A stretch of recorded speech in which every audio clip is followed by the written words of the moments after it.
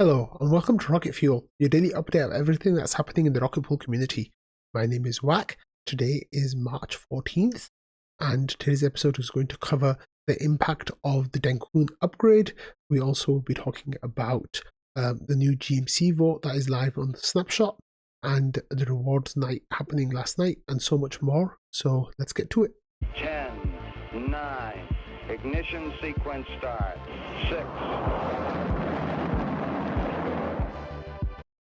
The first things we're going to start with is the Dencun upgrade and the impact of it, which was blowing minds last night. So here Jasper started with a tweet from Millie, and it says that after the blobs, it's officially cheaper to do a transaction optimism than Solana. Long live rollups, long live Ethereum. So what was all this about? Well, if we start diving into Twitter and seeing what people were talking about over here, so here we have a tweet from Synthetics. So they said that EIP 4844 is now live in Optimism, slashing Synthetics perps gas costs from $3 to 14 cents. That's 95% reduction in price. They're saying congrats to everyone who made this happen. This is how we onboard the next wave of users on chain and scale Ethereum. So Synthetics, of course, was a project that launched in 2020. And they thrived on mainnet for a while, but once gas fees started to get high, the protocol just couldn't, like people just didn't want to pay the cost of gas, so they really suffered. And then they moved on to Optimism, and the same kind of thing happened there in the beginning. When Optimism wasn't used as much, their fees were really low, and as time went on, their fees were quite high, like $3 still for a transaction. But now it's come down by 95%. And then you'll see a tweet from me as well. I said that transactions on Optimism are going through at 0.0004 cents. So that's less than basically 33rd of a penny, basically, pretty much, like a very, very small amount. I said this is a new era for Ethereum. Alt layer ones and other EVM chains are going to get eaten alive. So then there's a screenshot from L2 fees where it's showing that sending a token on Optimism was going to cost less than 1 cent, and swapping a token was going to cost less than 1 cent, and it was basically free, pretty much. Like you could do 1,000 transactions for $1, which is just phenomenal. So this was, this idea was getting a lot of traction. Jasper took it one step further. So he says, I just deposited our ETH on Base into the Balancer rETH pool and staked it on Aura Finance for 13% APR. So that's pretty nice yield. He says, how much did it cost me for all 3 transactions? Just 0.0014 cents. So that is like basically a tenth of a penny, tenth of a cent. So he says the future is now. So then he has screenshots of the APR available on that Balancer pool, and then he shows like the estimated fees available. So what it's costing across the different fee markets here, and then for the different transactions as well. Like the Optimism fee was 1 followed by 7 zeros and 1 ETH. The layer 1 fees were 0 followed by 0 point, and then there were 6 zeros and 1 4 ETH. So the total cost was basically 0.00000014 ETH. And then over here as well, like if you have a look at the estimated fee, there was many zeros and then 3 6. And he just showed basically that those transactions went through at less than, but basically a tenth of a cent. So then he shows all the transactions. You can have a look at it. And this actually got a really interesting discussion started with people from the Solana ecosystem.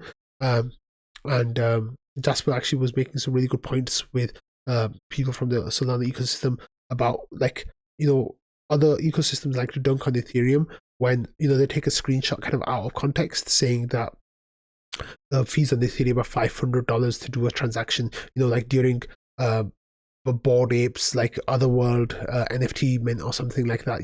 They were showing those screenshots about how it's costing $1,000 to send ETH, and like it's in bad faith, right? Because it's not provided the full context. But now that Ethereans are showing these screenshots of people operating on Optimism and Base last night for fractions of a penny, like hundreds of a penny in some situations. They were like, oh no, this isn't right. This is just temporary and blah blah blah and all this kind of stuff. And Jasper's able to get them to concede that this is a real fee, just like those are real fees, and this is what he paid, like, and he's brought his receipts, which was really awesome. So that was really good stuff, Jasper.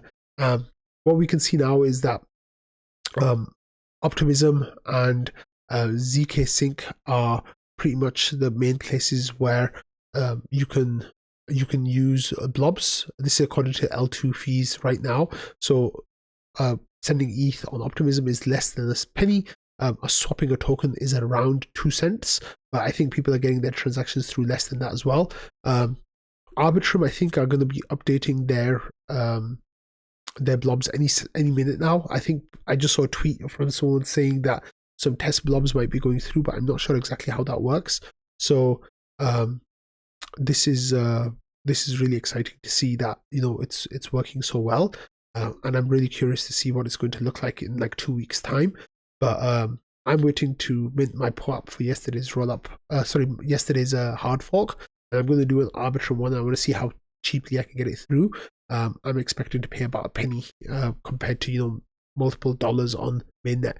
Like, the fees are literally like someone shared a post with me saying that they swapped something on mainnet, and it was mainnet and on base, I think, and it was 5,500 times less on the roll up than it was on Ethereum mainnet at the same time. I think it was like $55 compared to 1 cent or something like that, which is absolutely phenomenal. Like, it boggles the mind, which it's really amazing. It's really, really, really cool. So this, like I said, you know, in my tweet, this is a new paradigm for Ethereum, and this is a new era for Ethereum, and this is only going to get better because, you know, the blobs can be adjusted. It's a simple tweak going forwards, and then there's even more optimizations coming in the coming, like, you know, next couple of hard forks for Ethereum. So I'm so excited for it. Okay, next we have a new vote that's gone live on the snapshot. So this is brought forward by the Grants and Management Committee, and this says that this RPIP 40, which is the vote here, replaces RPIP 26, which describes the guiding principles, selection, and operation on governance of the Grants and Bounties Management Committee. RPIP 40 includes changes that increase the GMC's operational efficiency. So here are the changes. There's revising the conflict of interest section to allow GMC members to participate in grants that have not been identified as competing grants. Add additional clarity on GMC members practicing in bounties, and adjust where the application deadline falls within the schedule to improve consistency, and restore the selection and governance section that was unintentionally removed in RPIP 26. So then there's a rationale here saying that the conflict of interest section does not allow GMC members to fulfill their regular duties. It's been a recurring issue for the GMC. Under this rule, the GMC has hit periods where it has been forced to make less informed decisions with fewer community members present. Other changes make minor improvements to efficiency and fix issues introduced in the last update. So then the outcome is this will replace RPIP 26, and then you can read the full text of the vote. So I voted in favor of this, and I said the GMC really needs this to be even better, because I've missed too many months of voting by having grants. And the way to think about it is, like, you know, the GMC is a volunteer organization, and it has some of the people who are most active in the community working with the GMC. Now, in that time, what's happened is that there's certain months where, you know, those active members of the GMC, they've got their own grants coming through, and they can't help the GMC in the way that they want, in the way that, you know, the community chose them to do because of that. So this will hopefully help smooth out some of those issues. And if we have a look at the voting results so far, just refresh the page. So far, we have 2,100 votes in favor of this change, and we have 185 votes abstaining and 14 votes against. Let me see who voted against, because that person is an outlier. Yeah, there's a few abstains, and there was one against, but let's see, it should be here. Yeah, I don't know who that person is. So they voted against, but they didn't give any reason for voting against, but that's fine, that's their prerogative. But yeah, it's going through as a 92% basically right now, with 8% abstaining and like 0.5% basically who are against it. So that's nice, and I'm looking forward to that passing, because we really need it to pass. In the meantime, actually, what I can do is I have a look at the EigenLayer votes while we're here. So it looks like the challenge to reject the integration at all is being voted against, around 81% are saying that we should integrate EigenLayer, or at least research integrating EigenLayer, I should say. So the original GMC decision should stand, and then the vote to limit the scope is actually much closer. It's around 52% to 41%, with around 7% abstaining. So this one's kind of like on the knife edge pretty much, and it's going to be interesting to see how that changes over the next 5 days until it closes. Like, I could literally swing this vote myself right now, so if I was to change my vote, then the result would be the other way around. So it's going to be really interesting to see how this plays out over the next few days, and I will let you all know how it goes, of course. Okay, so yesterday, of course, was the new rewards period that ended. So the snapshot here was taken for the price that was locked in at 0.00944 RPL ETH. So it was that was the price that was locked in at. So then some people were buying to top up and things like that during that time. And then just at around 2 a.m. Eastern, of course, because we've got daylight savings now. So just around 2 a.m. The snapshot was made, and all the next rewards period started. So this is you're able to claim your rewards now. So as you can see, with the rolling records, it all happened so quickly. So the first snapshot was submitted by Anthony Sassano at 1:50 a.m. and by the time we reached 1:55 a.m. it was all done. So that was really good, and I'm happy that went smoothly this time. Okay, next we've got a huge shout out to Patches here, who shared some information about the rescue node, the Rocket Rescue node, and he says that this has broken 1,000 users. So there have been 1,000 distinct nodes that have now used the rescue node, and when he pulls up the data, it shows that 1,069 different nodes have used the rescue node, which is pretty nice. So good job, Patches. David here gave him congrats, and then he said Patches said he was breaking out the whiskey, which is nice. But it was really interesting to see that 74 of those were actually solo validators that connected. So it was around 1,000 rocket poolers and 74 solo validators, which is actually really cool. 995 rocket poolers. So this is like a huge resource for the community, and a huge shout out goes to Patches for reaching this landmark, 1,000 nodes. That's really cool. Okay, next, of course, we had the hard fork that happened yesterday, and it seems like some validators, some node operators forgot that there was a hard fork taking place and they needed to update their clients. But it seems like Thomas was one of those node operators, and his validator went offline yesterday. It doesn't seem like it's quite exactly in line with, or it might have been in line with, it seems like it went down before the hard fork happened, but it's not back up yet. So I'm not sure exactly when it went down. Yeah, I'm not sure exactly when it went down. I think I saw something about some power line issues near his house, but it was kind of funny to think that Thomas, who has 870 validators on this node, was then didn't upgrade his software. But I don't think that's quite the case. I think even though people in trading were kind of speculating that Art Democrat said, holy moly, did he not upgrade for Dencun? I don't think that's quite the case, but it's kind of funny to think that that's what happened. So yeah. Oops. Okay, next I want to give a shout out to NodeSet guys. So Nick here shared some information with me in the NodeSet Discord, saying that they now have 325 operators who have signed up for NodeSet, which is actually a really cool landmark. I said I love it, and I was really happy to see that. So I don't know how many of those have been actually registered to become NodeSet operators.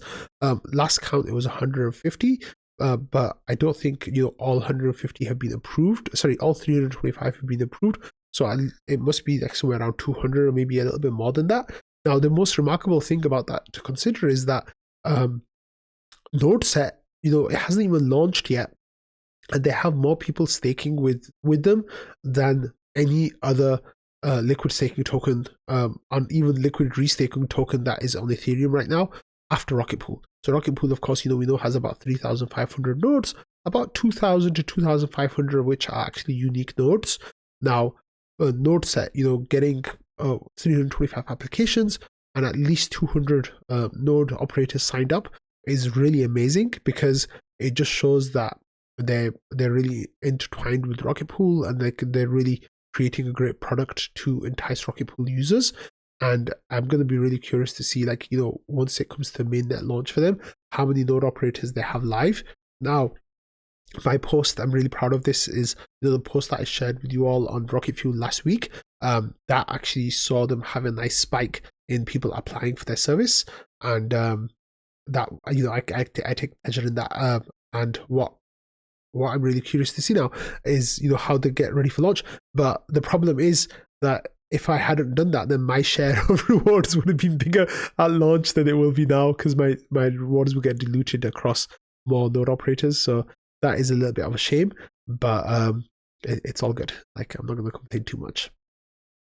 Okay, next we're going to talk about some other things that are not exactly Rocket Pool related. So they kind of are related with each other though. So EigenLayer here put out a blog post saying that EigenLayer mainnet, the journey begins, and they have a blog basically that explains what it's going to look like. In the tweet thread, they say that the phase rollout allows for rigorous testing and monitoring, minimizing risks and optimizing performance for everyone.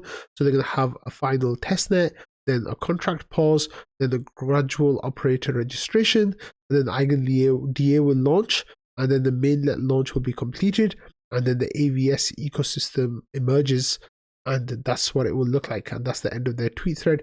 And look here, you can see scam tweets, like a lot of scam tweets under it. So it's just horrible. Anyway, they're putting out their roadmap, which is very interesting to see.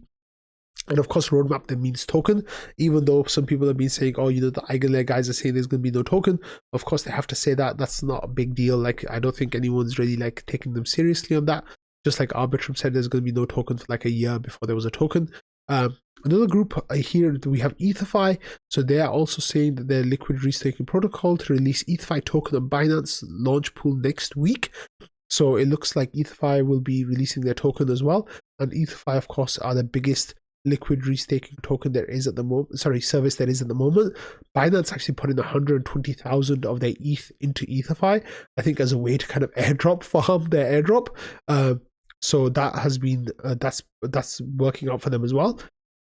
And then Swell here, they're putting out some of their own information. They're launching a layer 2 with Polygon CDK, but they're also they're gonna have they're going to use their liquid restaking token, but also they're going to launch their own token as well. So here we've got some information about their token launch.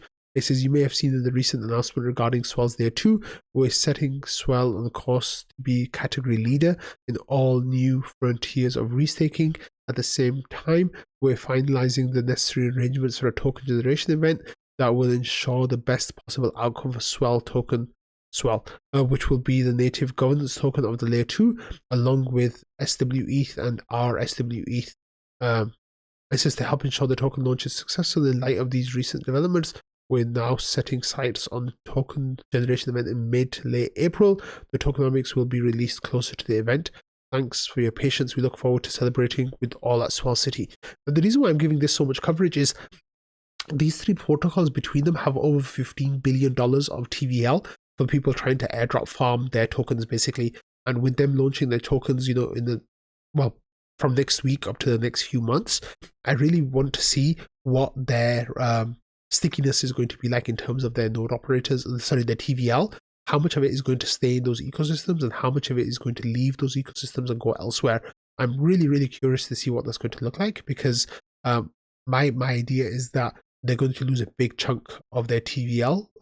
As each of these protocols release their token, people will then take their token and say thank you very much and withdraw their ETH and leave. So that's definitely one to keep an eye on and see how all that goes. So I thought I'd share that with you all just so we could all keep an eye on it together. So on that note, I'm going to end today's episode. Thank you all for watching, listening, and being part of the Rocket Fuel community.